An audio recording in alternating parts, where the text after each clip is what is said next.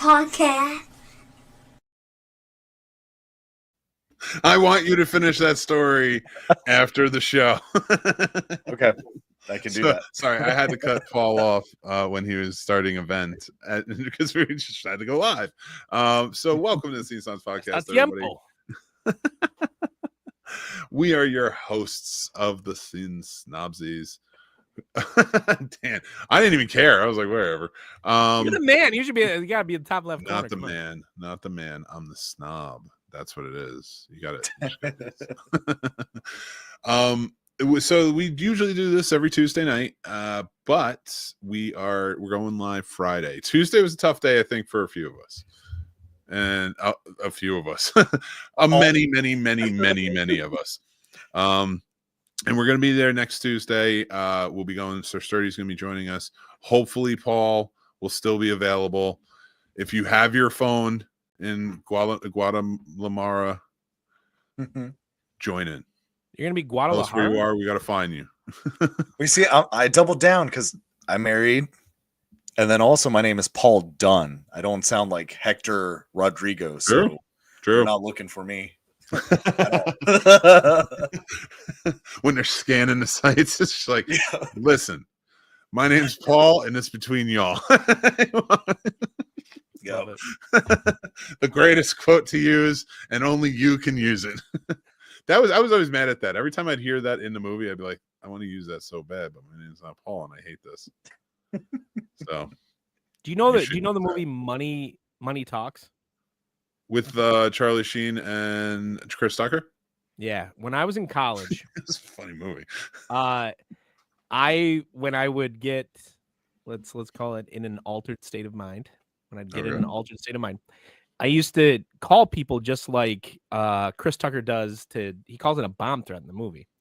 And he says, "My name's Mike from Michigan. You done fucked me for the last time." I used to call people and say that.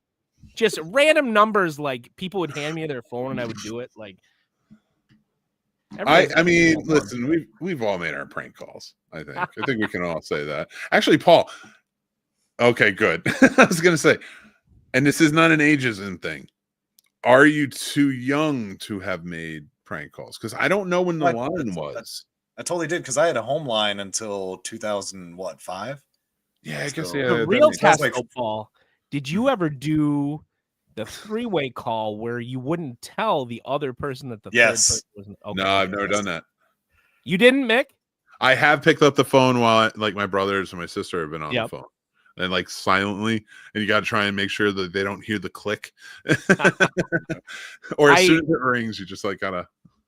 I did it to people and was a victim multiple times where you would get two people talking, right? And then the third person was like the person that wasn't supposed to hear the information. And it's basically what happens on Mean Girls. I mean, if you've seen Mean Girls, you've seen this. People wouldn't do that to me because I was a loser. No, and listen, I know what I was. Like, I'm do a podcast about movies. Like, I mean, I know what I was in high school. So, well, you may have been cooler in high school. We're right here. Right, you're cool as shit, man. Fuck you. Yeah, but I'm cool among my peers, my fellow Americans who love geek. My geek in general. So and my fellow porn lover.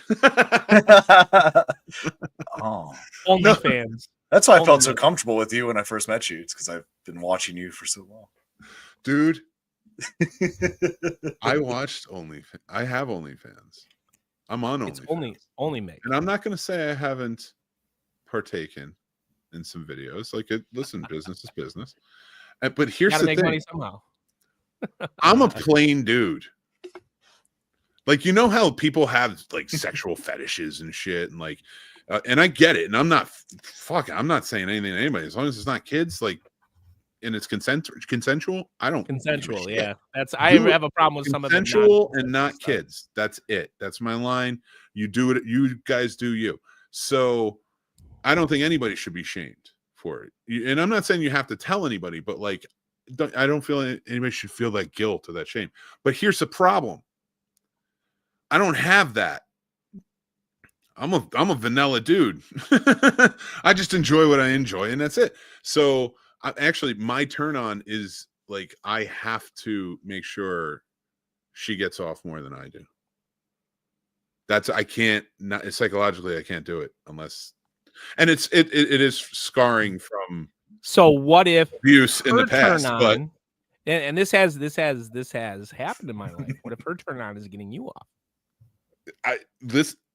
None at the same time. You do what you gotta do. What do you do then? That happened. I was like in a conundrum because I agree, man. It's like, yeah, you gotta warm up the oven before you bake the cookies.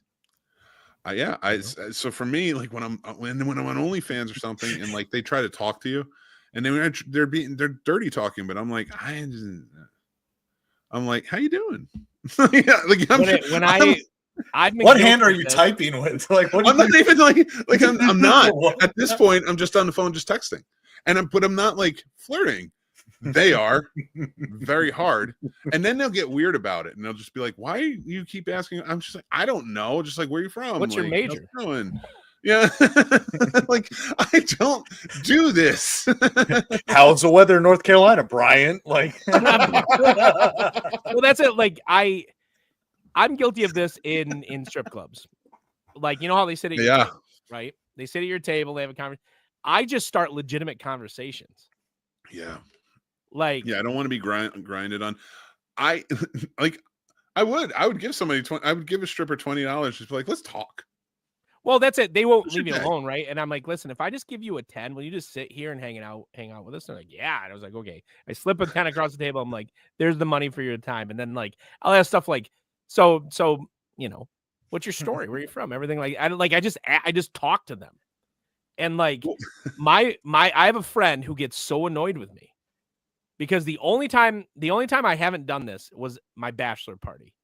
I tipped one of the strippers to bite my friend's earlobe because he's a germaphobe. It's the only time I haven't done this, but usually I sit dirty. Down. Like, right? Yeah. Oh my god! Like, he got so mad. He got so mad, and he's like legit germaphobe guy, and he got so mad about it. But usually I'll sit there, and I end up having like so there's a place here in Lansing that's kind of like. Is it on Rub Maps? What is Rub Maps? Never heard of Rub Maps? That's like I've never heard of Rub Maps back in the day. I think it was GeoCities back in the day, where like people will tell you where to go. No, it's like right in downtown. It's right in downtown Lansing, next to. Well, it used to be next to a place called the Nightcap, and it was just a tiny bar that was right next to it. That I actually like to go to the bar because they had cheap beer. It was like $4 pints. But this strip club is like second. It's like second tier, and you know second tier when you see second tier, right? Like, you know, I worked in second tier most of my times. and these ladies, two of them that I did this at the table, or I just gave them a 10. I was just like, I just don't bug me about a lap dance, basically. And like, they asked me for like life advice and stuff.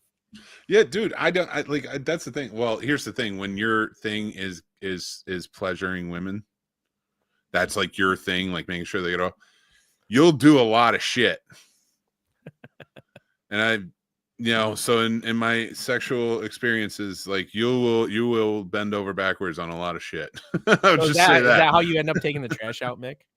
I'm not talking about marriage, man. I'm talking about fetishes. You will work with a lot, like, to please, if that's your thing. So with that being said, I worked in a lot of bars, in different places, sometimes dance bars, things like that. Yeah. And bouncing. That's it. Like, it's not like when you're 6'8", Paul and I wouldn't know. So. It's not like they're like, hey, you be the bar manager. And they're like, no, we know where we're putting you, Rocco. You're sitting right here. You're the bar back. Yay. You know how many bartenders climbed on top of me? For fun? You know how many times I would have climbed on your back as a bar back? Like every time, dude. We did. I'd be like, my friends are here. You can be my bar back whenever you want, man. Everybody, it's what it is. Like, hey, come on, people, like, stop climbing on top of me. But like, that was the thing. Like, I just like, even like when I would work with like women, and stuff like that, I was like, let's just talk. I was like, that's kind of what I want. I'll flirt. I didn't mind, but like, I just kind of dug getting to know people. I wasn't below flirting with middle-aged women as a bartender my entire bartender like life, because they would tip. If you flirted, they would tip. I did that a lot. I'm not ashamed to admit it. I took the hell out of their money. You may as well call me a stripper for that case. But like, and it like, I would if there was a single woman who was like between 40 and I'd say like, because we didn't get many women that were single above 60 ever in a bar. But if they were between 40 and 60, I would straight up like talk them up, and they would tip. Oh, would they tip? After their sixth glass of Riesling, and they're like, "Oh, you he." Oh yeah, absolutely. So thank you for that cougars. Tip. I appreciate you. You love silver-haired cougars, and you hate Tom Cruise. This is what I love Tom Cruise. I love Tom Cruise. Tom Cruise is the top 10 actor for me. We've had that conversation. No, I'm talking about as a person. I don't know. See, now everything you guys were talking about instills that you guys are cool, to show you how uncool I am. You guys know Scary Movie 2? You know the dirty talk where she's wearing the fucking football thing? That's my ass. You ask me dirty talk, I'm like, I'm a shit on your chest, Ray. Like, I have weird shit. No doubt. I have no, like, going in, and I please do tell stories. Go right ahead. No, I don't think I can. I have to ask permission, Nick. But I'm like, yeah. If you tell stories, they might just deport you just on the sheer fact that you have those stories. I've been debated. They're like the good name of Americans. The deportation. They're like, this one's exile. Send this one to China. Oh man. Oh God. Make sure we should get out to our topic. And make sure you record it when you go to court, because they'll save your future of cinema. Future of cinema. Yeah, we went to the past. We gotta go to the future. We gotta go to the we're ended up going to the past to go to the future, but future of cinema. I really was looking forward to this topic. I not just because like I'm a sci-fi nerd, obviously, but also because a large part of my master's thesis focused on dystopian science fiction. So I'm really pumped about this. This topic has nothing to do with dystopia or the future. It totally does. It says the future of cinema. Yeah. So the job of cinema, and this is my take. The job of cinema, when they are positing the future, is to demonstrate logical conclusions based upon a sequence of events, right? And in a large part, a lot of those end up in dystopian outsets.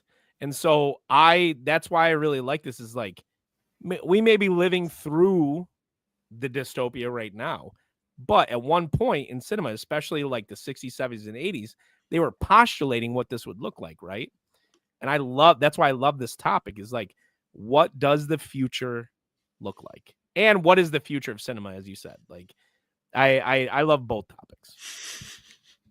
I promise you, we will do a sci-fi month if you want. I don't care. Let's get into it, and we can examine all.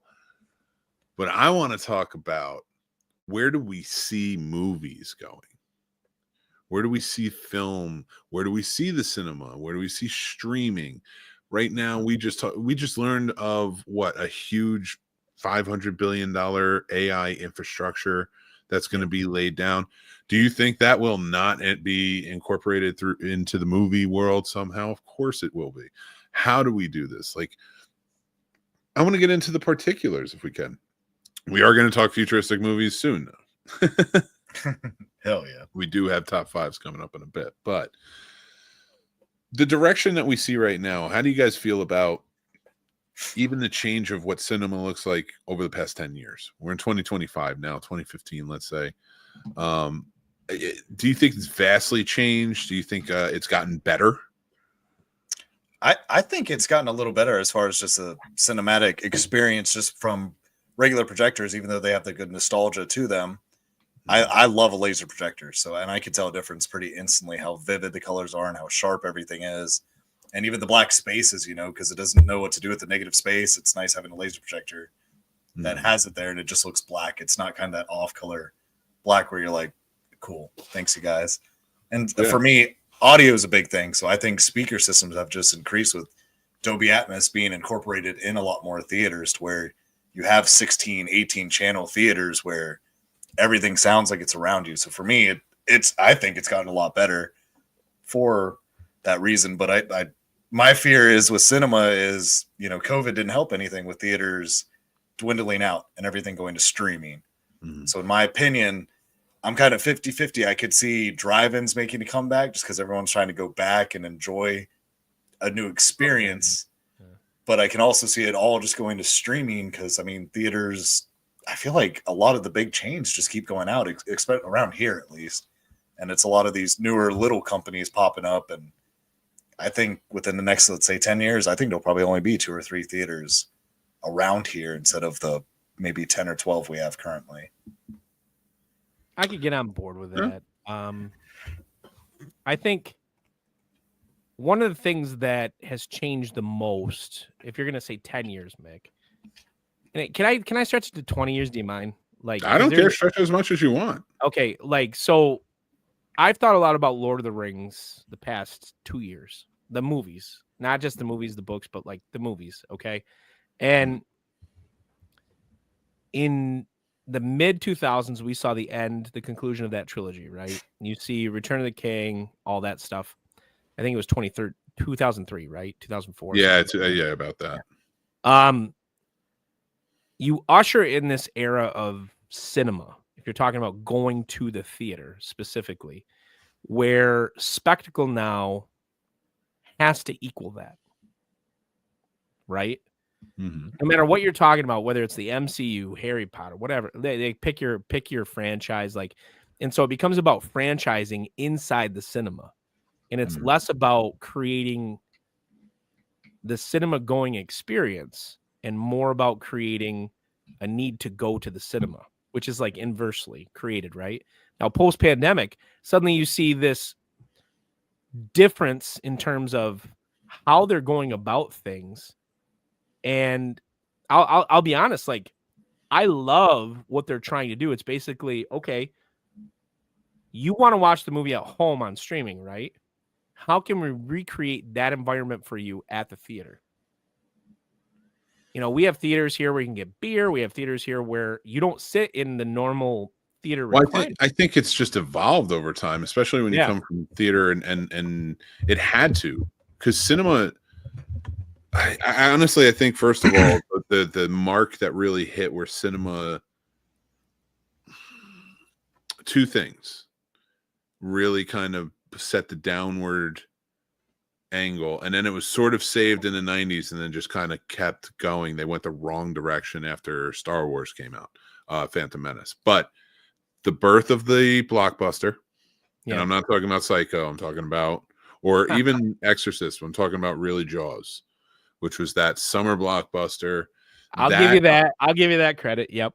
But there was still a desire for coming out of that was midway through the 70s, and it was still a dark time for the 70s, but there was still a desire for stories more than just spectacle.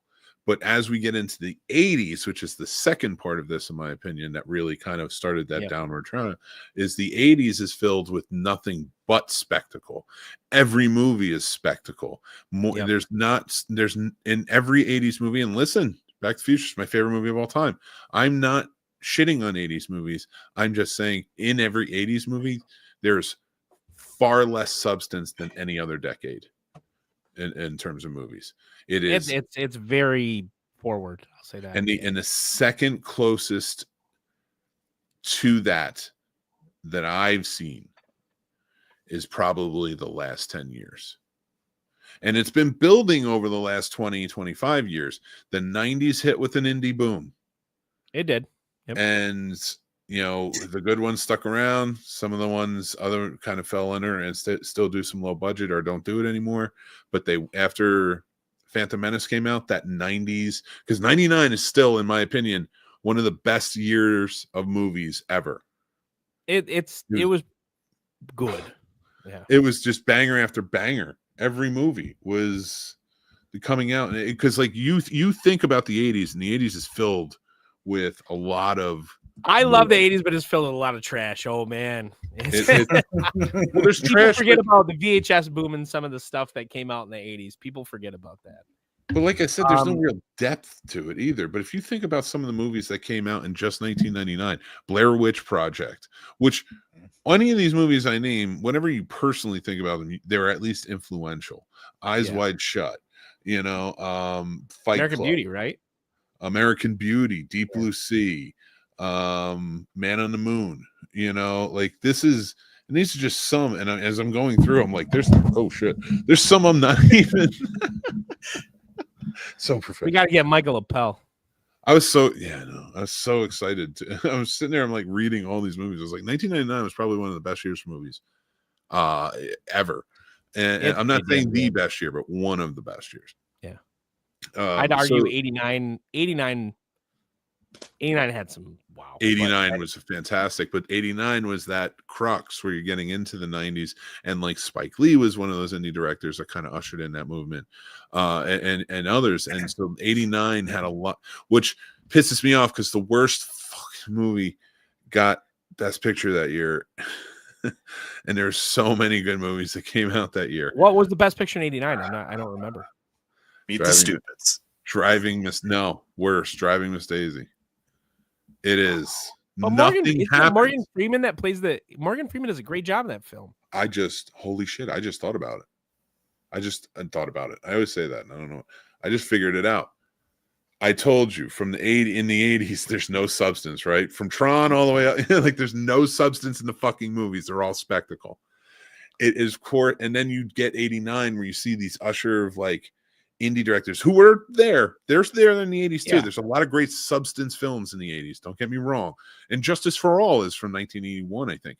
So, but like those are like movies you don't talk about, So for me, like it says something that, of course, in 1989, out of all these great movies that came out, the last movie to win Best Picture in 1989 has no substance whatsoever. There's one racial not a bad film, Nick. That's not a bad film. It is a terrible movie. Oh, come on, man. It's not Morgan Freeman's best performance, but that's not a bad film. But like nothing happens in it, and then, except for like one racial scene with a cop where she white saviors it, and then like that's it. How do you feel about this? Because we'll fast forward to a decade later. We're talking about cinema, and you got the Oscars coming up. Yep. Yeah. Shakespeare in Love winning Best Picture over Saving Private Ryan. I didn't realize that. Holy shit. That's fucked up. That's fucked. It is. It's some would argue for it, I'm sure. I was actually just talking with other people about this. Like, there are multiple times in history that, people will talk about Forrest Gump over Shawshank, which I stand by the way. And I know I'm probably unpopular on this podcast for saying that, but Forrest Gump over. Yeah, I stand on that. I think it's a better movie than Shawshank. Yeah. You think it's a pleasant movie because it gives you the good feels? No, I think it's a better movie. I think it's a better movie. I think it's better acted. I have my issues with Shawshank, and we can touch on that at some point. I have my issues with Shawshank. I have issues with it. It's the ultimate white savior movie. From childhood, he influenced everything in pop culture. And it's the baby boomer jerk off movie, but like exactly. That's why we're here, because they think Forrest Gump is their lives. We're measuring the quality of film and the acting, right? Like, I think it's a better film. Most people in the world are ever influential to no more than 10 people. And that is a meaningful thing. If you can influence in a good way, I think, in a positive way, any one person in your life have an influential connection with or something. 10 is that limited? It's that limited? Well, that's, I've heard that. Yeah. So I did not make that up. I did. I didn't think you made it up, but like, I say it matter of factly, and you believe me, and I love it. how many? Because like, I think I have no idea, but I know it's more than 10. I know it's more than 10 people that I've influenced as a teacher and as a principal. Yes, you do. I'm not saying you can't influence. That's why it's surprising. That's why it surprised me. Like, because I don't think about myself as special in any way. I'm not like I'm not unique. Like, no, I'm not saying, especially teachers. Like, over the years, of course, you're going to influence lots of people. It depends. And Forrest Gump influenced a whole lot of people. Everything. Not people. No. Not a whole bunch. You know who the author? Do you know who the author of the book is? The book's great. Both books are great, by the way. Not only did Forrest Gump influence the entirety of 1950s and 60s, but he also what's his name went to work for NASA, so I'm sure that had something to do with the 80s, and then it took place in the 90s again. There's a sequel. One person he couldn't even influence to sleep with him was Jenny. I mean, he is like, but like,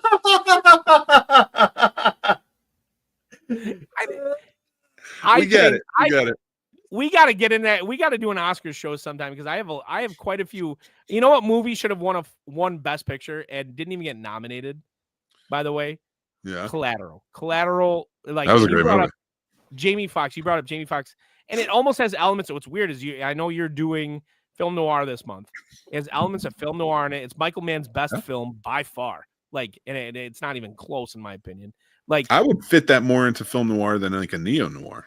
Right? Like, it's, even though people will call it neo noir, I don't. I mean, what does that have in common with Blade Runner? Like, I think that there are movies in history that should have been nominated that weren't, because honestly, the Oscars, and we know this, are just like, it's not just political, because it is. Look at the listing this year. Oh my gosh, I cannot believe that Nosferatu is not nominated for Best Picture. They'll never do too. Why do you think everything that The Substance is nominated for, Nosferatu is not nominated for, and then Nosferatu is nominated for everything The Substance is not nominated for? They can't do two. As an inside guy that has been in there, how is it possible? I wasn't in the Academy. No, but I mean, you were. Oh yeah. I used to hang out at the Academy. It was fun. Like, how is it possible? Because this was brought up on a documentary I watched. How is it possible that Best Picture, the director, doesn't automatically win Best Director? That's for very good reason. Like, you can have a Best Picture. So, like, let's pick a Best Picture. Dune Part 2. Okay. Because he didn't. So first of all, there you go, right there. Zemeckis didn't win Best Director, right? And he did. And Back to the Future fan, and I love Zemeckis' work. But he's second rate Spielberg, right? He's second rate Spielberg. No, I'd say he's got a different enough footprint. Like, used cars alone, it's a different enough footprint where you're not Spielbergified. I think he was just friends with Spielberg as they were kind of coming up, Spielberg produced some things, but for the most part, like, Zemeckis is pretty out there. Here sucked, like, there's some things where it misses when it comes to Zemeckis. And I like Forrest Spielberg's had misses too. We'll talk about that one day. Spielberg. True. I will not say he doesn't, but also his version of Color Purple was atrocious, and I know people love it, and I don't care. That was a terrible film. All right, I gotta move on. So we get not having that argument. We haven't even talked about the future shit. So, as we're kind of sorry, I just had to, man. I'm getting into this. I like the conversation. So we're talking about the Oscars. Think about 1995 when, or was it 94 or 95 that it won? 94 was Forrest Gump. 94. Okay, 1994. I mean, it won in 95, but it was for the year 94. Well, I'm trying to remember who everybody was, because I've been focused on this Oscars. So it beat Shawshank. It beat. So Best Picture, yeah. So Schindler's List didn't win. Best Picture, Forrest Gump did. Forrest Gump's better film. Shawshank's 3 hours and 15 minutes, man. Okay, well then let's argue this. Fine, Forrest Gump is a better movie for you. but Schindler's List is a masterpiece in filmmaking. I don't disagree with it being a Best Director. I just think in 1994, Forrest Gump was a better film. Here's why I think those things can be dissociated, right? Like, I don't know how to. You're so context matters. Don't make the mistake of removing the film from the time period under which it's released, right? Like, I didn't. I was comparing it to the ones that it came out with. But that's not just that. Think about the historical events. Everything is going 94. We're being like relieved from what was a recession that had been taking place post Reagan, post Bush. Like, we're relieving out of this. People want optimism. They don't want what that film has to offer. Like, but that's the thing. The Academy Awards isn't about what the audience wants. It's about what the industry votes on. And it should just be about what's best for the year. I'm telling, if you're working the fucking industry, you are probably a cinephile. And I'm telling you now. You don't think so? You think those guys? You think those guys and ladies are sitting down there, and they are actual cinephiles? You think that? Not everyone. No, I've met plenty of actors, usually not. But I mean the people that are voting, the board or whatever. Well, because I watched the documentary that kind of tried to find the people that vote for this stuff. Have you seen that documentary? I can't remember the name of it. I wish I could, but if you tell me, I remember the MPAA one. I think I have seen it on one on the voting, but I don't remember. They tried it, so it's secret who actually votes on the Oscars. It's like super secret, right? Like, no, it's everybody who's a member. They all get voting screeners and voting cards. I thought the documentary said it was like a secret committee of these people who have the voting cards, and it's those people actually determine. They count them. I don't know if there's a secret. There's a company they use. I can't remember. I don't think, like, who would sit there in 2000 and say like Shakespeare in Love is a good film, let alone better than Saving Private Ryan, right? Cinephiles wouldn't. Like, I'm essentially saying the same fucking thing. Forrest Gump should not have beaten out Schindler's List. I'm saying the same thing. That's not the same thing at all. Do not compare Forrest Gump to It's a lighthearted romp about a fucking guy who thinks a little bit. I don't even know what to say here anymore.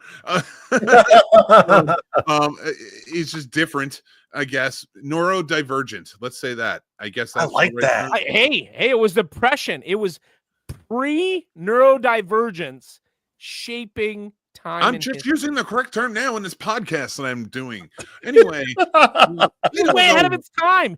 I don't know what's legal anymore. I don't know what's right anymore.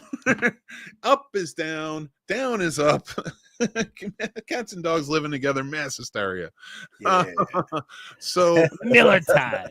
What I'm saying to you is when they vote, it goes to a company, they tally everything and all the votes and stuff.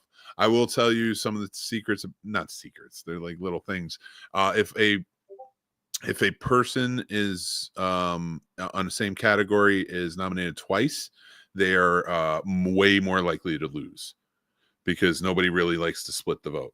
Oh my God. So it is, so like that's always kind of a tough one.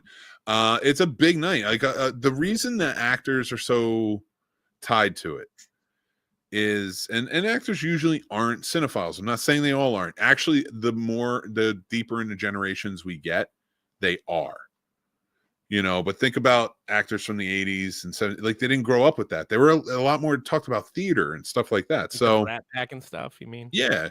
I think that's where like the tides sort of started changing. And then in the 90s, you get a bunch of people who are always like talking about movies and cool stuff. Like, and that became more of a trend as it went on, and you never saw in the 70s anybody quoting a movie in a movie. You know what I mean? Can we call it the Kevin Smith effect? They quote Shakespeare. So a great thing to follow on YouTube is the Scene Snobs channel. But besides that, another great thing to follow is the Criterion channel. And they do a thing called In the Closet where they invite filmmakers, they invite actors, all different people to come in the industry and pick movies out and talk about what they're picking out, what they like, the Criterion version. and you can learn a lot from it. There's one that just came out, and you can tell who likes movies but isn't a cinephile, and the brother is a cinephile, and that is the Washington brothers, Malcolm and John Washington, Denzel's kids. John was, I can't think of his middle name, but John Washington is, I know what you're talking about from Tenet and such. They were in there and they're having a fun time. Malcolm is a director and John is an actor, and John's picks were great. He picked the Bruce Lee collection, things like that, like great picks. But like, you get to Malcolm and it's like, you're a filmmaker, you're a cinephile. He's picking up stuff. I'm like, that is awesome. And you learn a lot about those. Thinking about the future of film and the future of cinema, right? You just said this, like this divergence between these two brothers. Okay. Mm-hmm. What is the next 10 years going to look like in terms of what's released? And this second part, I think, is a much more important question. The first question is obviously just to get me back on track. But the second part, I think, is far more important. How do we separate? I don't know a better word to call it other than fart sniffing, right? From legitimate. Like, I don't know better. If you can think of a better way to put that, Mick, producer man, please do. But I can't think of a better way to put it other than that, because I have a serious issue. I'll go fart sniffers. I said the other day on the show. Yeah. If we're talking about, like, because I have like, you brought it up in the reviews prior to this episode, right? You just talked about this Wolfman, right? Mm-hmm. Like, somebody drinking their own Kool-Aid, fart sniffing, whatever you want to call it. And that's what it sounded like to me. I haven't seen the film. I'm glad you did it spoiler free, basically. Like, how do we divide that which is meaningful to go see in the cinema versus, and I'm going to pick on them because I do all the time anyway, this A24, which I found out was named after a random road in Italy, by the way, just to make it more fart sniffing. Oh boy. How do we divide between those two? Because I think that the future cinemas become more polarized in terms of that. We're going to get more watered down stuff. You want to call it MCU, you want to call it whatever it is. We're going to get really watered down stuff that sells billions of dollars, right? That's no. We're gonna first of all, we're all gonna run out of money before we can keep buying billions of dollars. I don't think so. It's gonna be honestly, I think it's gonna be the death of a lot of cinema. But where the death comes in, I could see new life being breathed in. I do think, and I have always said this coming up, that I do think that movies, since their birth, have affected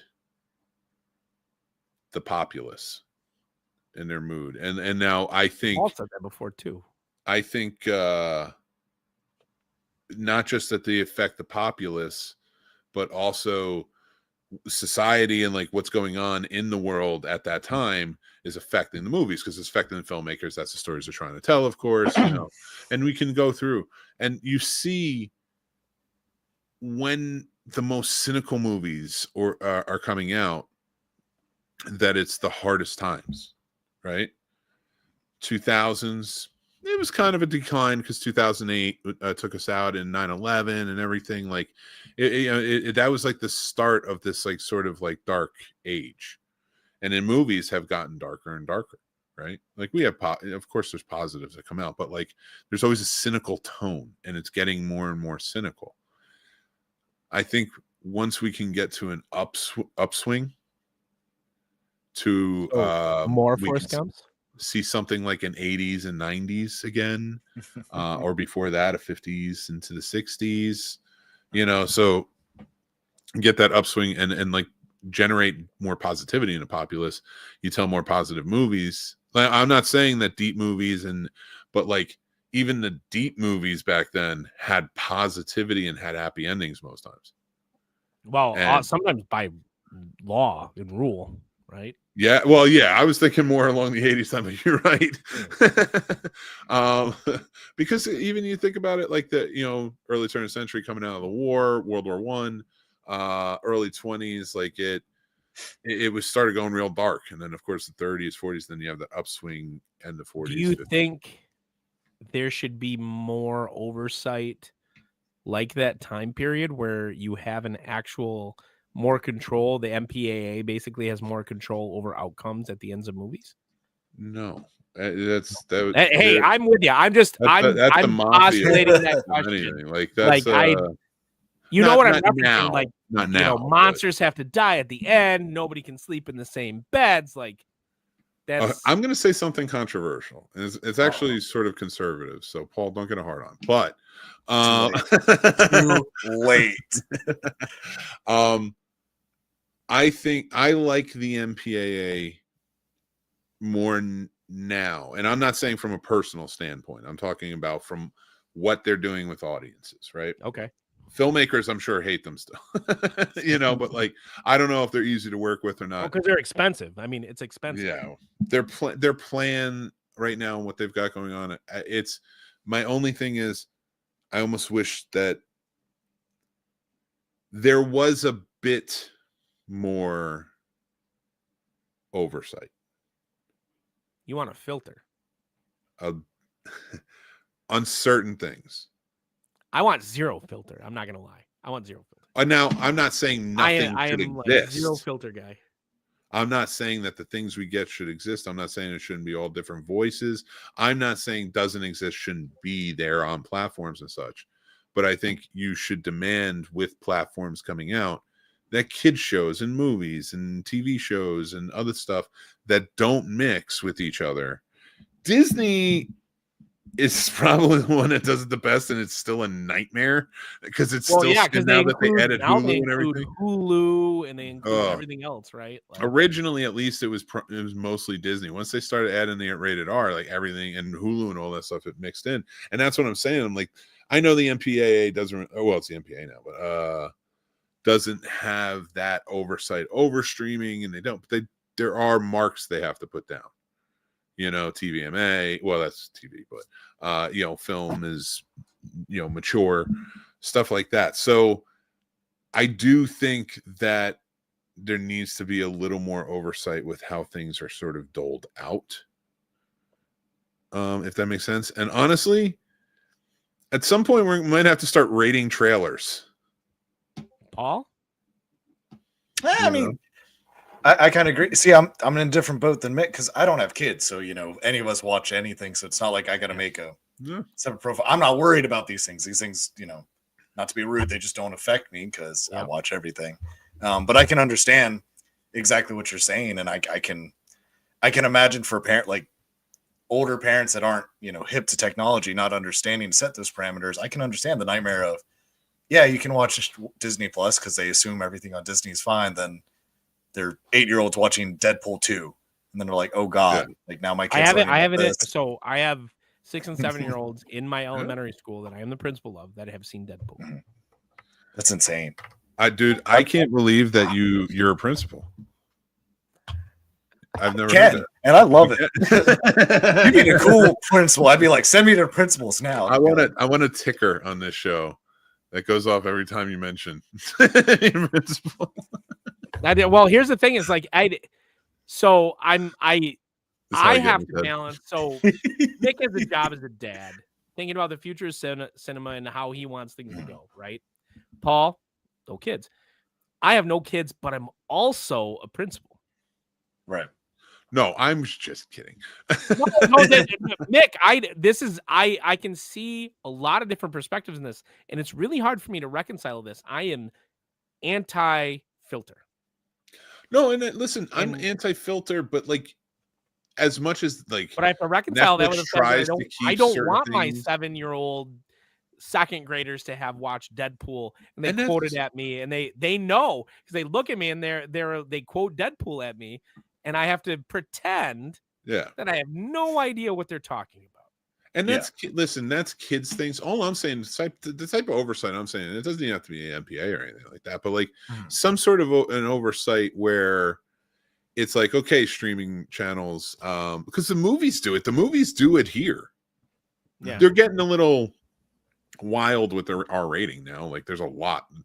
I was like, I do like that there's an NC-17. I do like, because that doesn't mean dirty. There should be, you know, it means levels. And like when you get there, it's like, I know what I'm getting into. You know, not everything should be rated R, because some things should be NC-17. Yes. Some things should be X, and that's okay too. Even if like you put like the movie X as X, and that, which is fine as rated R, but you know what I'm saying? Like, yeah, I was pretty lightweight. I was actually kind of disappointed. I was like, yeah. In fact, it should be NC-17, and like that's okay. It's not. It's not taboo anymore, and that's fine. And that's what I think. I think we need to normalize it more. But I don't mind the oversight of, because I do think that kids, from experience, and I don't know if you guys will agree, but from experience, I wish I didn't watch a lot of the things I did when I was a kid as a movie fan. I feel the exact opposite. And waited until I was like at an age where like it really hits. Because I rewatch things now and I'm like, I saw that at 7. Yeah, but that's different. That's one you watch at 7. Well, we watched at 7. I won't watch. Right? Like but my mom, in kudos to Vicky, she watched them with me. And I like, the rule in my house when I got to be a teenager was, if she doesn't see it, she doesn't hear it, it's okay. It was a non-censorship house. But prior to that, when I was younger, she would sit down and teach me the difference between fantasy and reality. And she's like, this is fantasy, this is fake, it's a story. And I think my mom did a great job at making me a well-adjusted young person. While at the same time also, and she was a young mom. I mean, must be nice. When I was 5, she was 23. You know, like, she made me a well-adjusted young person. I was very much so like, and she would tell me like, listen, you and I do this stuff. You don't bring it to school. Like, I remember bringing my RoboCop toys to first grade and playing with them. I have this, like, you know, you have vague memories, but playing with them on the slide, kids being like, what is that? I was like, oh, it's a robot. Because I was told. You know, I watched RoboCop with at the time, the man my mom was married to. I watched RoboCop with him, and he was like, listen, you and I are watching this. You know, I was 6. I saw RoboCop. That's not a movie you should see when you're 6 years old. But, and it, like, I saw it, and he's like, you don't talk to other people about it, and I didn't. You know, I went to school, I brought my little RoboCop toy, and I just said it was a robot, and I come home and be like, ha, ha, ha, my friends don't know what RoboCop is. Now, did it make me age faster, and now I'm a bitter old curmudgeon? Maybe. But, like, I don't know. I talk about the future of cinema. Like, this is a controversial take. I want more movie theaters to do what my local one did. And after 6 p.m., if you are under the age of 17, you need an adult with you. Basically, disagree. Like, hard disagree. Why? Paul's with me on this one. 6 is too early. I would say after 9. No, 6, because they're still going to sneak in till at least 8 or 9. Because the kids aren't going to check the IDs anyway. So at 6 o'clock, the movie releases at 8, Mick. That's why. It's hard enough with no malls around anymore. There's still malls here. Yeah, but not kind like, of. I mean, they're always packed out here. Well, then they're not safe around here, but they're all there. Well, then there you go. Like there are a lot of our malls just sad. But I can't stand in high school. In high school, you're going down to the movies with your friends, hanging out there. Even if it wasn't at a mall, like, you know, you just got dropped off at the multiplex or something. You guys went and saw a movie, you hung out. No more. You can't. But they're definitely not doing it anymore. If you ban them at 6, what if a teenager wants to take his little teenager? No, he wants to do dabs and try to get her pregnant as quickly as possible. Yeah, you better make that. Okay. That is not every teenager. I venture to say there's more better parents than terrible parents. And I think I disagree. I think go back 20, 30 years with our parents, that's a different story. But now there's more people like millennials and Gen Z that are growing up that are like, I don't want to be that. I think the internet fucked up everything and has made it worse. Because, like I said, when my little sister type person at 13 had an OnlyFans and didn't get caught until her parents were like, "Where's this money coming from?" How old? Wait, what? That. She was like 13 because it was before they added the verification, shit like that. Jesus, so I'm saying there are problems like that. So you want me to think these kids are going to enjoy a movie? Fuck no. They're I don't know that I believe that. I don't know that I believe that unless like it was really bad, because for me to get on there to be able to post and stuff, I still have to get approval for some shit. And like I sent my license, my picture, everything. Like they are so like, I mean, if she did it back then, I don't know how long ago that was, but like it ain't like that anymore. I'll tell you that much. It's an odd situation. Ooh, that is. But that's what I'm saying. Like these kids, they're not chilling at the theaters like that anymore. I don't even see that many kids there. Every kid like that though? Do you think every kid is like that? You think the majority of kids are so fucked up? 100%. I gotta disagree, man. I gotta disagree that they're that fucked up and lost because of the internet. Like that's just how everything's Joe Rogan type of talk. You want to go on his podcast? Mick, I don't want to. So this is what I'll say: as somebody that has interacted with tens of thousands of students. Yeah, but actually, what do you got for us? There's been a hard shift over 20 years of my career. I mean, I've been in education for 20 years. I'm 41. I've been in education in some fashion since 21. That there's been a hard shift, and it happened right around 2015. Where it's weird.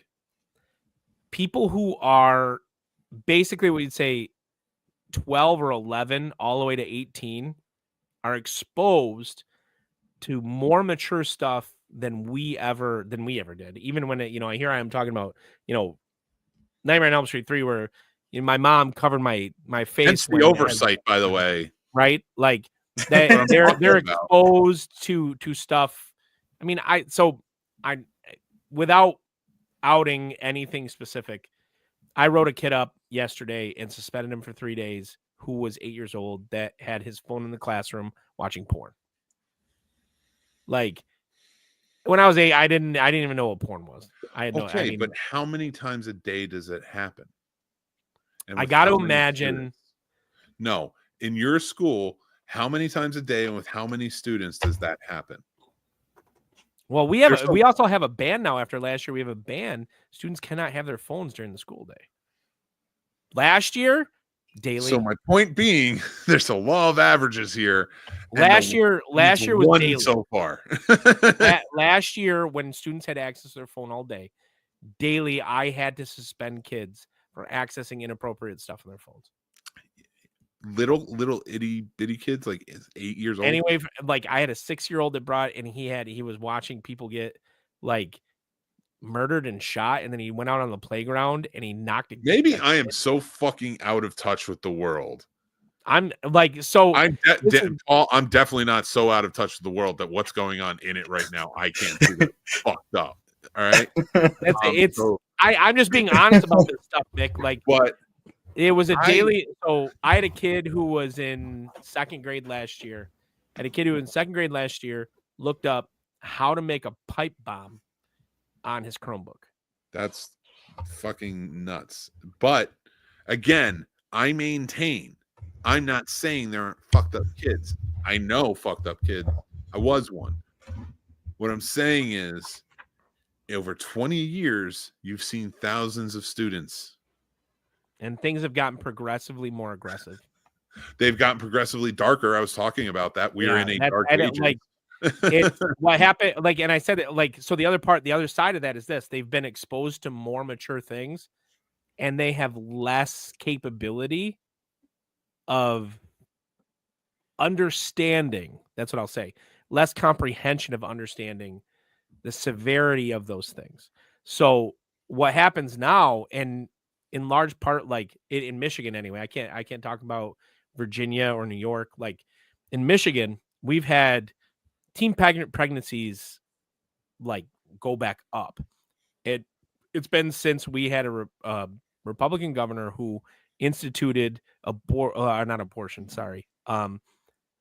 what's the word? Abstinence only sex education. So since they instituted abstinence-only sex education, we've had, and I mean, it doesn't. Like, we've had pregnancies back on the rise because they're not teaching them about, how to prevent that, right? Like, that's all of these things coalesce into this weird kind of like amalgamation of the oldest, youngest people you've ever met. And that's it. I don't know how other way to put it. It's this weird dichotomy of young people who have access to what it means to be an adult with no comprehension of how to process it. And if you want to talk about like the crises in terms of mental health of people under the age 18, I know we're getting way off cinema here, but this is my platform. You want to talk about the mental health crisis of people under the age of 18. One of the biggest problems is the exposure to things that are, extreme. I have kindergartners saying they're Wolverine, but not like, I'm comic Wolverine and I'm saving the day. Like, I'm Wolverine and I'm going to like impale people because they watched Wolverine in Deadpool 3 do that. Yeah. Here's the other side of this. And hopefully this doesn't make please don't come after me, people.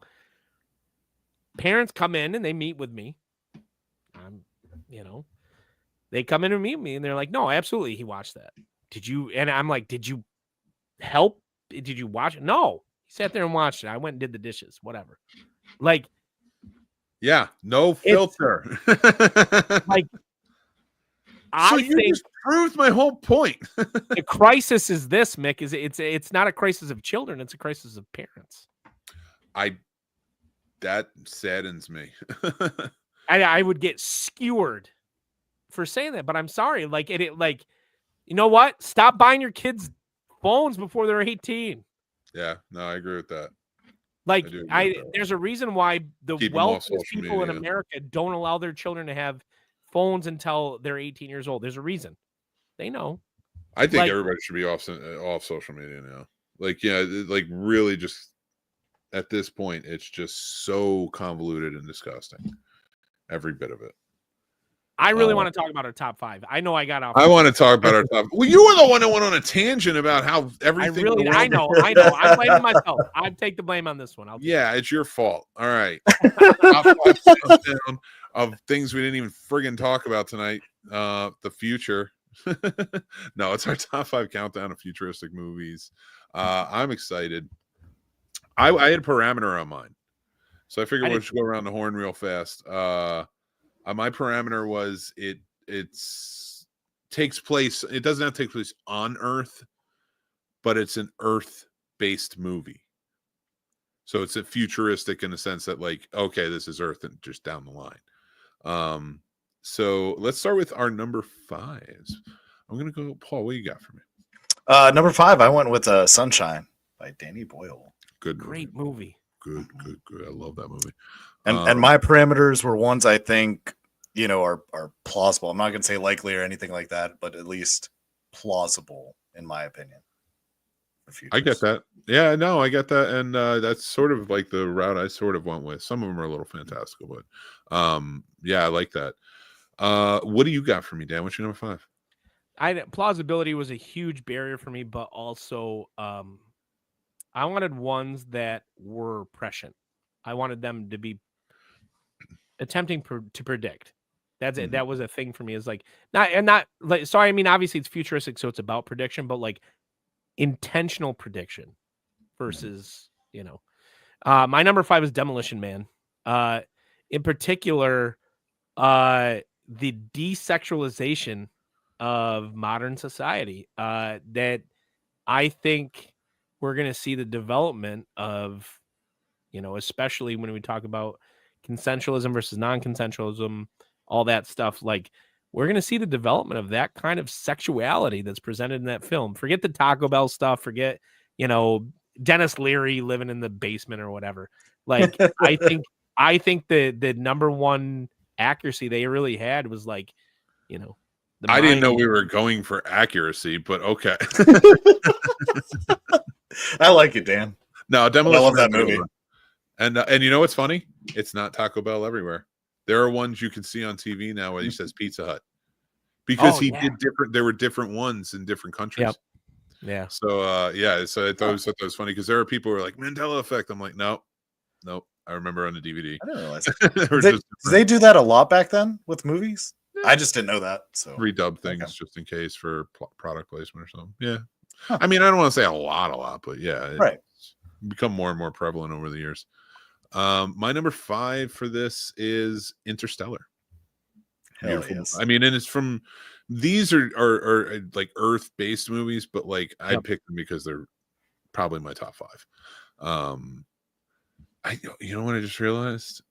Ooh, I'm gonna have to change this out. I gotta have a Denis Villeneuve, who is not nominated for Best Director, by the way. How is Dune 2? Never mind. I'm not. We're off that. Right. Yeah. Futuristic Movies. Yeah, I know. Anyway, number 4. What you got, Paul? I had to think about the Mafia, so I went with Looper. Ooh. Oh, cool. All right. That was a good one. I love that movie. Yeah. I think it's one of Bruce Willis's best films. I like this too because you're going like so far it's been like independent, like kind of off the beaten path. Very nice. What do you got for me, Dan? What's your number 4? Snowpiercer, not the TV show. No, the movie. The movie, right? Yeah, that's the only one I've seen. I haven't seen the TV show. So there's a whole TV show that it went for one season. It was bad. I checked out the first episode. I was like, nah, I'm not. Like that's. I mean, how do you tell a story about like 5 seasons now? Is there? Yeah, they went that one on. It's so like, but the film and how it like demonstrates this idea of like survival, especially in the face of what is becoming like, especially in Michigan, it's gotten so aggressive. Climate change and how things have shifted in terms of it. I love how it's predicting what people would have to do. And now some video games have even clatched onto this, by the way. Like, but I love how it presents the problems that we're facing now in a way that's like, okay, here's the ultimate conclusion to it. I love that about it. It's well acted too. Chris Evans' best movie. All right, my number 4 is you know what? I'm gonna pull it on this one and I'm gonna say you're gonna make an audible. Yep. Blade Runner 2049. Hell yes. And it was Blade Runner. I just combined like we'll get to mine, but I just combined them. Like it's fair, but I mean if I'm going one like the sequel, just the look, the feel, he nailed it on everything.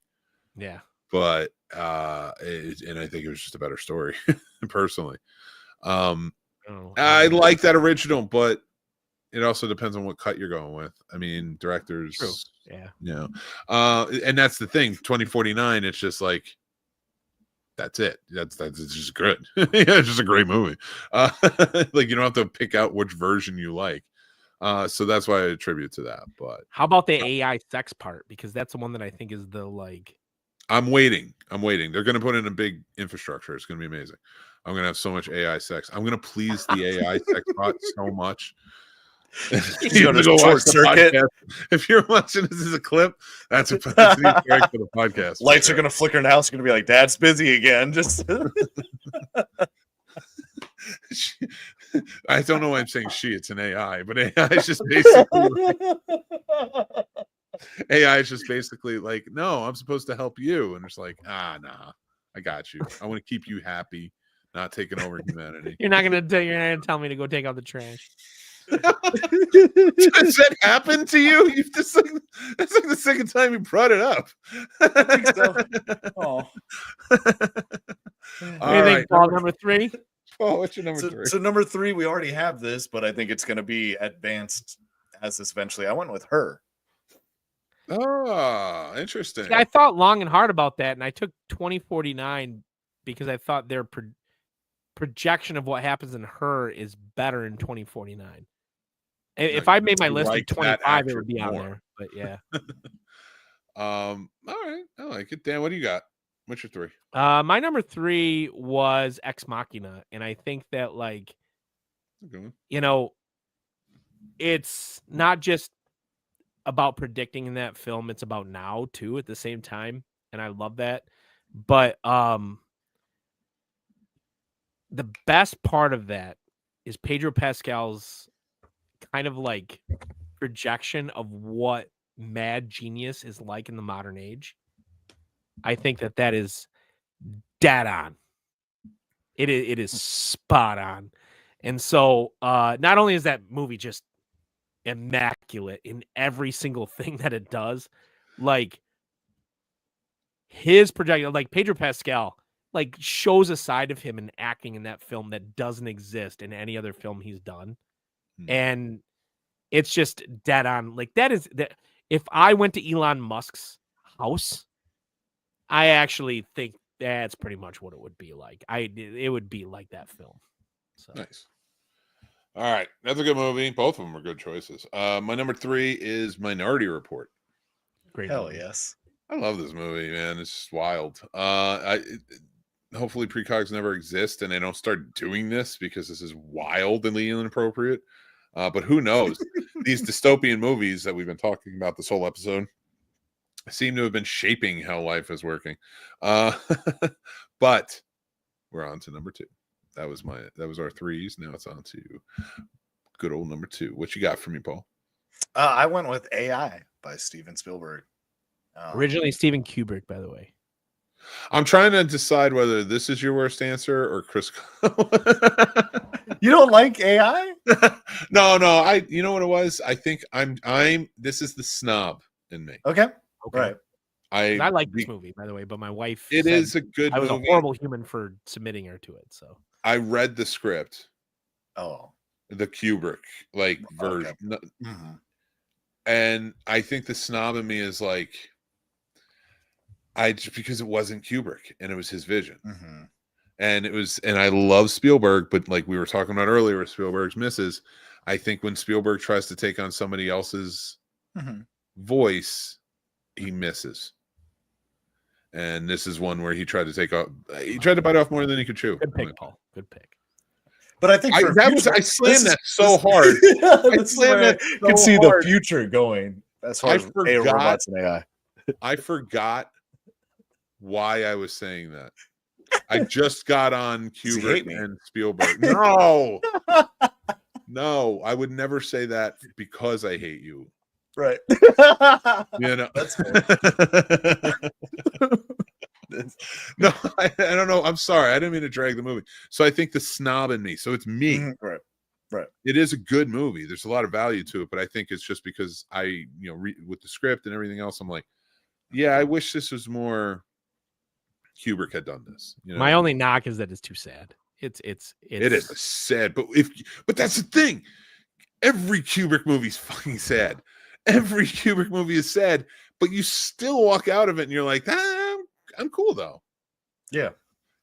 So I think watching this, but Spielberg, when he does sad, Jesus, you need like a wet blanket just to get shocked out of whatever you just dealt with. So when it came to AI, I think it was because it was so Steven Spielberg. It was just so sad. I love how that's a verb.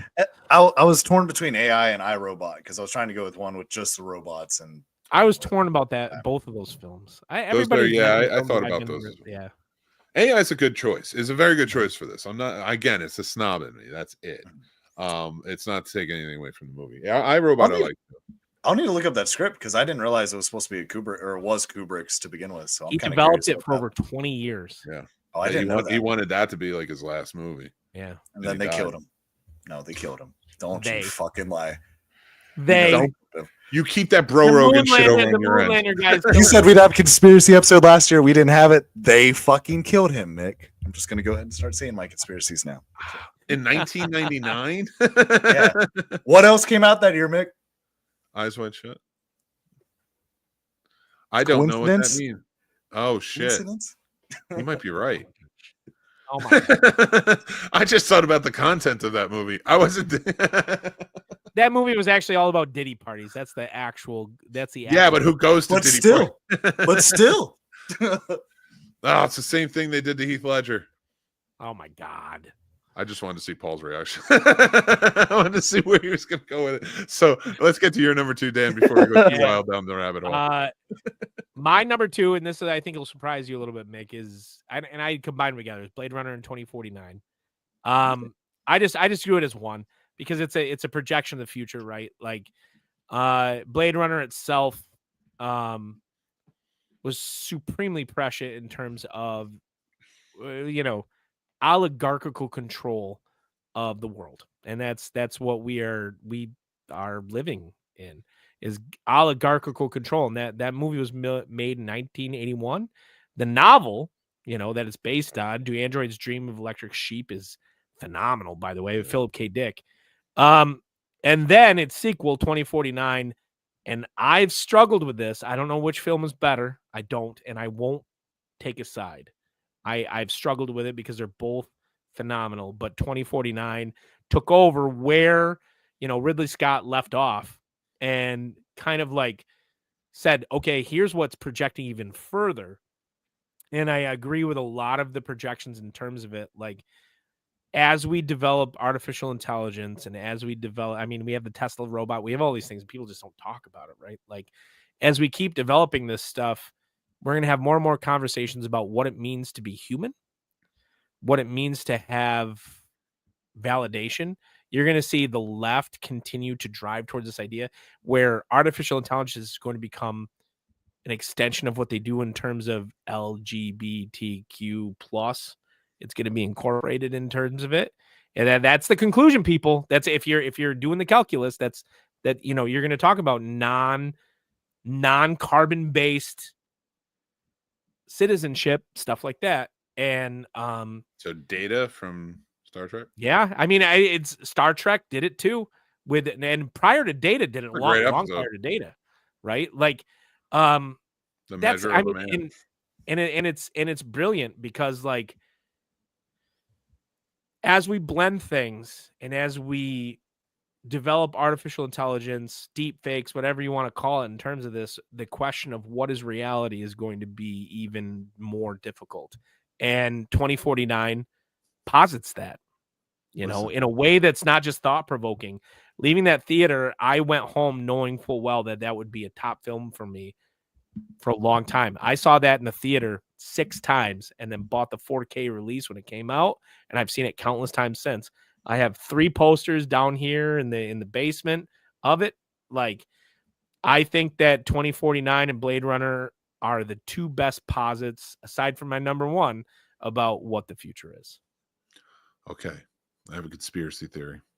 All right. Uh-oh. After the aliens left, when they helped build the pyramids, they didn't come back again until Roswell, right? Just check in. And they crashed. And when they crashed here, they didn't have the necessary components to get back. They didn't have a flux capacitor. Physics built the pyramid. Physics. I will make you. I have a great conspiracy theory here. So they worked with the U.S. government, and they worked with they worked in the biggest movie studio in the world of Area 51, with all of these amazing people coming in and teaching about technology and all this stuff. So Are you just talking about the movie Paul? No, shut up and listen. So why, right? Would movies make us feel something for inanimate objects like Toy Story or things like that, like to get us ready for AI? To get us ready for AI. Boom. That's what it was all about. And it's here. And can the aliens come back and just like get rid of the oligarchy though? Can we just send the meteor already? Like, Christ, if it felt like the 90s, I would fucking love any president that was in there right now. I'd be like, let's just make it like the 90s. That would be amazing. I don't care what your name is. That would just be fun. But, well. Mick's number 2. Mick's number 2. This is your fault. You talked to him on this podcast. RoboCop is my number 2. Great choice. I fucking love that. It's my top 10 movies of all time. Privatization of police. we see it with everything, and now we're picking it apart even more because like privatization of prisons, police, everything else, schools taking over, and it ain't the libs, it's the rich. And here we go with our number ones. What's your number one? This is one I'm looking forward to, and I hope that actually happens soon. And I went with Ready Player One. I fucking hope that. I love it, right? I don't. Yes, Paul, you're my man. I love it. I did not include it. I did not include it. I love the novel and the film for different reasons, both because they're very different. I want that because I think it's a solution. So I do not. I'm with you, buddy. I don't think that's a solution at all. What's your number one? You think just being on screens is a solution to life? No, I think that it levels the playing field. I think that anything where you strip, so people can be whatever they want, right? And like when you start stripping this idea, my problem for all of existence is this: it's a very poorly balanced video game where you are born into a random generator under a random person, and you get no choice. And some people already start at level 40 and you start at level 0. Like, meanwhile, when you are in the simulation like that, when you're in that simulation, you can be anything. And you can represent yourself. I'm not saying that you can't have something like that, but like, all right, let's just get through because like my number one is going to be more in line with like what my number one is scary. So I don't like that's. Ooh, let's hear it. What's your number one? My number one is 2001: A Space Odyssey. I love. What's not scary? So this is my postulation in terms of it, like, because people will say it's outdated, right? Because it's based upon the Cold War, all this stuff. Hey, I'm not paying attention to that. I'm paying attention to what Kubrick attempted to show, and it's this: the illusion of free choice. Yeah, not just that, not just the illusion of free choice, the idea of weaponization of knowledge, and you have this parallel that takes place early in the film where an ape throws a bone up in the air and it spins and it turns immediately into a space station. Not a lot of people know this, but that space station is a nuclear space station. If you read the book, Arthur C. Clarke is the foundation of that. He wrote the book. That's a nuclear space station, right? And that's where we're heading, is this idea of, essentially, and we do it from Earth already. So, I mean, like, that's already happening, but like privatization of the moon, we have right now, they are going to be sending, they want to build a train on the moon. Yep. You don't have healthcare, but train on the moon. Anyway. Who the fuck is going to go? That's it. Like, this is the how? Like, how? You didn't say money. You just said who would go. I would go. All right. So how you gonna go? You have in 2001, and it's Kubrick's masterpiece. It's one of his many, but it's his pinnacle, right? You have this postularization of the future where everything has become weaponized, and that's the future. All right, I'm giving my number one now because I'm tired. I'm sorry. No, you're great. I'm not doing deep conversations because like I think like with my last one, I went with just based on the movie, but of course I love the world. I think it's the best built world in movies, TV, and science fiction in general. And that is, I went with Wrath of Khan, but Star Trek, of course. Awesome. I was waiting. I wish that was the conclusion. I wish that was. I'd prefer that world. Yeah. Like I prefer that utopia on Earth, us traveling, us being explorers, not trying to fight or capitalize on each other. Money doesn't mean anything because we're out there just trying to do shit. I do believe that is a true, honest thing with humans. We have that capability. We just don't have that capability. We don't have that world to do that or establish that. Now, Genesis. The reason I don't, no, not Genesis. Another invention that I think is better choice, and I didn't want to say until now, Ready Player One, in just having the screens and being stuck in the games, is the holodeck. Because you are now physically active in any of them. You're still in this world, but it is you. You're still physically active. You can have all these different types of. They did not shy away from having sex in this thing. They didn't shy away from playing games or just going on vacation. But like there was no too expensive. Ready Player One is cheap. Everybody has access. And you have an Omni track you're walking on the whole time, and you can jump on. So they are active. Well, that's our top 5. If you're watching this as a clip on February 1st at 3 p.m., we are doing Casters for a Cause. We're raising funds for the Red Cross towards the efforts of the LA wildfires. It is insane out there, and we just wish them all the best. We want to try and help. We have a great lineup of shows, and they're going to be there, and they're going to hanging out, all of us, for 10 hours, just trying to entertain. Please come. The GoFundMe is open. It's down in the link below. You can go check it out. But and donate, share out, the whole 9. But we really appreciate it, and we're trying to get this going. So we'd appreciate it if you guys would help us for sure. But look at that! It's a mixed movie pick from 1941. And the nice part about this is it's Friday, so it's out already, and you can go check it out on our YouTube channel. And I picked Suspicion, a wonderful movie from 1941, directed by Alfred Hitchcock, starring Cary Grant, Joan Fontaine, who won the Academy Award for this. There's a lot more in the classic film review, some information and stuff. Not a lot more. There's some good information there. You can go check it out there. But yeah, please let us know what you think. I would love to hear it. But yeah, Suspicion is out now. You can check that on our channel. As you know, it's Film Noir month. So next week, we're going to have another Film Noir. But we're also covering all of the James Bond films. And this week we have Diamonds Are Forever and Live and Let Die. 2 good ones that I think you should check out if you're a fan of James Bond. I also just did movie reviews live. I want to say thank you to my co-hosts on here. Shake had to jump off real quick. But Paul, thank you so much. I busted your balls a lot tonight, but I appreciate you being a good sport about it. Shake, I appreciate every TED Talk that you give us. And no, Shake, I love his speeches, and I love how much information he brings to the show. So thank you so much. A great addition. Next Tuesday, we will be back with Sir Sturdy in fold. So make sure you join in.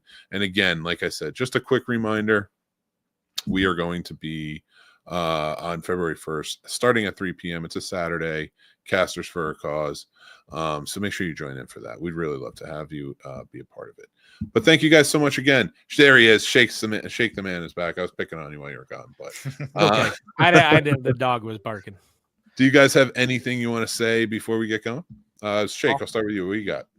I'm excited to be part of the, fundraiser. I got 2 different sections I really want to do. I'm actually going to make 2 cocktails, something I haven't done in 2 years.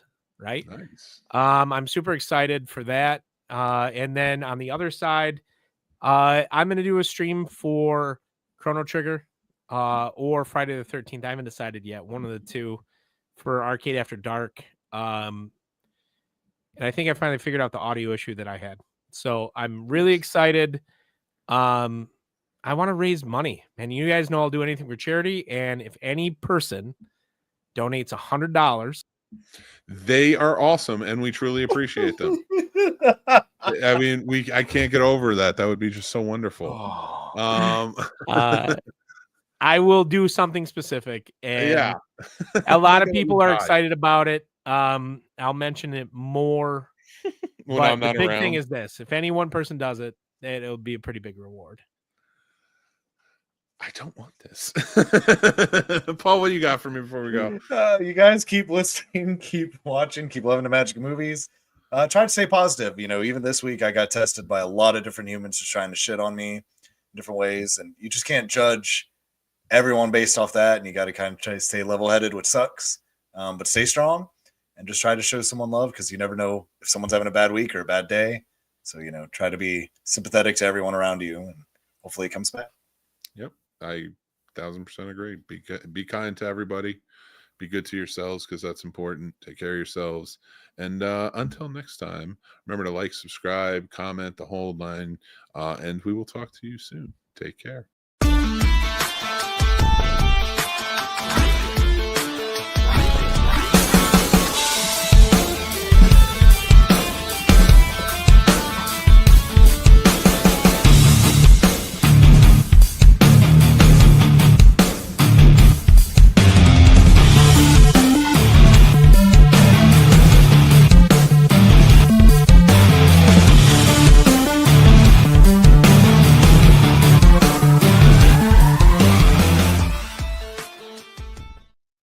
Sorry, dudes. I had to